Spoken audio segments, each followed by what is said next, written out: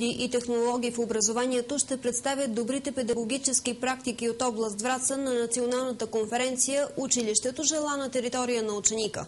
Те бяха избрани от представените 29 работи от учебните заведения в региона.